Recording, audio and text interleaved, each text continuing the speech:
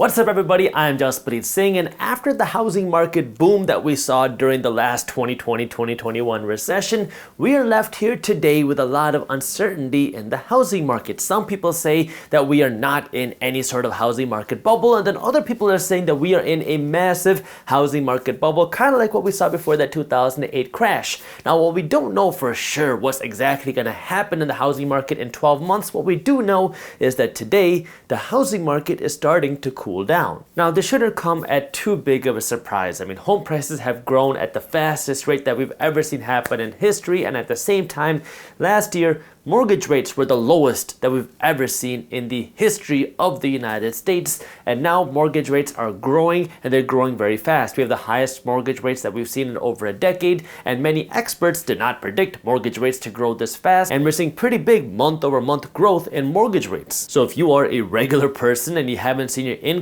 grow by 20 or 30 or 40% over the last year, then homes are significantly more expensive for you today than it was a year ago, making less people interested in buying a home. In the Yahoo Finance article that I showed just a second ago that's talking about home prices finally cooling down, they interviewed a number of people in the real estate space talking about what's happening in the housing market, and what they said is that this housing price cool down that we're going to see is probably going to go through these 4 steps. And the first step that they said is that the number of offers, and we're already starting to see this, will go down. What they said specifically is that we're going to see now that home sellers are going to go from getting 10 offers to just 3 offers on a home. So if you remember about a year ago, in 2021, in the middle of this housing market boom, if you wanted to go and buy a home and the home was listed on a Friday, by Sunday, that home had received a number of offers. I remember in this Michigan area, when I was looking for investment properties, I was looking for single family homes, there were some instances where homes would receive 20 to 40 offers on that same weekend that a home was listed. So if it was listed by Friday, by Sunday night, they had received 20 to 40 offers. Now, we're starting to see that significantly cool down, where that weekend, you're not gonna get the same 40 offers that you were before. Maybe you get just a couple or 3. The second shift that we're gonna see happen, and we're already starting to see happen now, is a shift in the overbidding for homes. Because before, if a home was listed for say $500,000, if you really wanted to get considered as a buyer, you weren't gonna make an offer for $500,000. Maybe you'd make an offer for $575,000. That way you could actually be considered as a serious potential buyer for a home that's listed for $500,000. What they're saying now is today, instead of making an offer that's 75 grand over asking price, maybe you only make an offer that's 25 grand over asking price. Still a lot of money. I mean, you're paying over asking price, but nowhere near where we were before. The third thing that's gonna happen is you're gonna see that sellers who wanna sell their home are gonna be sitting on their homes for more time. Before, if you listed your home for a Friday, you probably accepted an offer by Sunday. Nowadays, it's taking longer than that. It's gonna start with just 2 weeks. Instead of just 1 weekend, now you have to wait 2 weeks to find a good offer.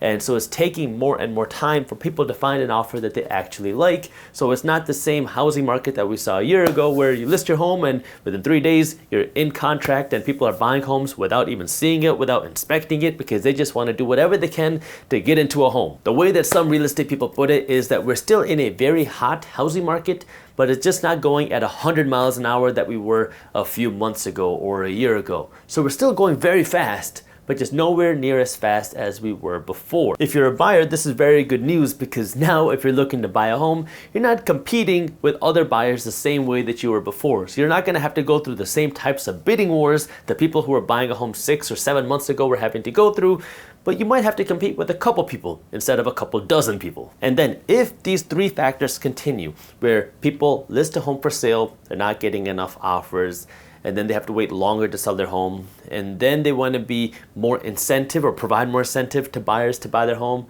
that's when you can start to see more home prices being cut. That could start to lead to price declines, because sellers are saying, well, this is my home for sale for $550,000 because my neighbor sold it for $575,000, even though he listed it for $500,000, so I'm gonna list my home for $550,000. And then you list your home and you're not getting the offers that you would like. Now people are saying, hey, I will buy your home for $525,000. And this could potentially lead to people cutting the prices of their homes because demand has gone down. But in addition to demand, you also have to look at supply, because right now we are still to this day facing a huge supply shortage where home builders can't build homes fast enough. People are still looking to buy homes, but it's becoming significantly more expensive. So it's this weird dilemma where even if I wanted to buy a home, I enter into a contract for someone to build a home, but then the home starts to get built and I say, well, that $500,000 home, it's going to cost me significantly more today than it was going to 6 months ago because my mortgage now is significantly more expensive than what I thought it was going to be when I originally started building the home. So then people start to walk away. So you're seeing a really weird shift in the housing market where demand is really starting to go down, but the supply is still very low. It's really a matter of sticker shock because if you've been shopping around for a home for a number of months now and you're looking for a $500,000 home, well, the $500,000 home is going to cost you a lot more today than it was going to just a few months ago because your mortgage rates are so much higher. Today, you're going to have to borrow at 5.5% on a 30-year fixed rate mortgage. A few months ago, you could have gotten it for 4% on a 30-year fixed rate mortgage. If you were to borrow $500,000 at 2.5%, which is where mortgage rates were about a year ago, your monthly payments would be about $1,970 a month. If you borrowed the $500,000 at around 4%, which is where mortgage rates were just a few months ago in 2022, you'd be borrowing at around $2,380 a month. But if you had to borrow that same $500,000 at 5.5%, which is where mortgage rates are today, that's $2,840 a month.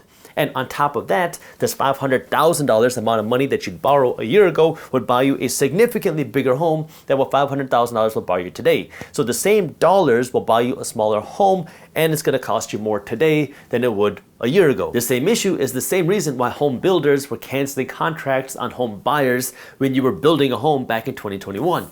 If in 2020 or early 2021, you contracted with a home builder to build a home for $400,000, well, by the end of 2021, that $400,000 home was worth $480,000. And so the home builder would say, you know what, I'll pay a $20,000 termination fee, cancel the contract on you, the home buyer, and then turn around and sell it for $480,000 or $500,000 to somebody else, because even if you pay a $20,000 termination fee, you're still walking away with an extra $50,000 in your pocket. Today, it's the opposite. Home buyers are entering into contracts for home builders to build a home for $400,000. And then you don't lock in a mortgage rate because you don't actually get your mortgage until you close on the home. But if it takes 10 months to build a home, you expect, okay, I get this home for $400,000 and mortgage rates today are, say, 3%. And then they start building the home and 8 months go by and mortgage rates go up to 5.5%.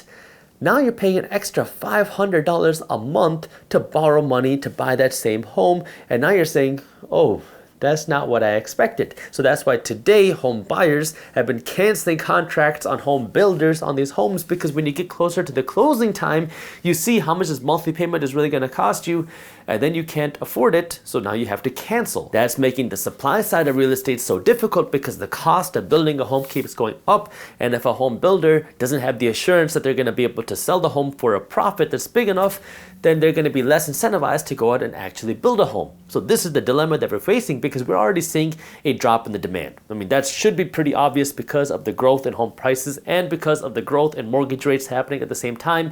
But the supply shortage is keeping home prices high, and it's difficult for home builders to go out and actually build homes because they don't know if they're going to be able to sell the home for a big enough profit. Yes, home prices are going up, but if mortgage rates keep going up, will they be able to still sell the home for a profit 6 months from now or a year from now? Now, I do want to mention that if you're interested in staying up to date on what's happening in the top finance and business news, you can check out my newsletter, Market Briefs. It is a free financial newsletter that I put together where my team is breaking down the top finance and business news every single day into a fun and easy to read newsletter. I promise you are going to love reading this newsletter. It is going to be the email that you look forward to reading every single morning. And if you don't love it, well, you can just unsubscribe. It's completely free. So if you want to check out Market Briefs, I'll put the link to how you can join down in the description below. Now, there's been a lot of talk of comparing today's housing market to the 2007 and 2008 housing market, where home prices grew so significantly and then mortgage rates went up, and then people who did not have a fixed rate mortgage were suddenly hit with higher monthly payments, and then this caused home prices to go down, and then people had no equity in their homes, so they couldn't refinance, they couldn't sell, and then this created this massive housing market bubble that crashed. Now, we do have very different factors today than the 2008 crash, because before the 2008 crash, there was a lot more risky lending being done. There was a lot more subprime lending being done. There was a lot more work on getting people who should not be qualified for a home to get qualified, and there was a lot more adjustable rate mortgages being done. Today, we do have adjustable rate mortgages coming back, and we do have high home prices, but we do not have the same type of subprime lending being done. We are definitely due for some sort of home price correction. Now, the extent of that correction is very uncertain because it's going to go beyond the housing market. Back during the 2008 crash, the crash happened because of the housing market, and that triggered all the other financial issues that happened in our recession in 2008. Today, there's a lot other bigger issues happening outside of the housing market, which could then trickle into the housing market. So it's a very different scenario, but the thing that you want to pay attention to isn't just the housing market, it's now the broader economy. Because we don't have the same number of subprime lending, we don't have the same number of adjustable rate mortgages being made, although they are growing, but we don't have the same factors as 2008 in that sense. However, on the economic level, we have a much worse inflation problem today that wasn't there in 2008. We have a much more severe economic potential risk that wasn't there before 2008. So those are the things that you want to pay attention to, because if we can't bring the inflation number down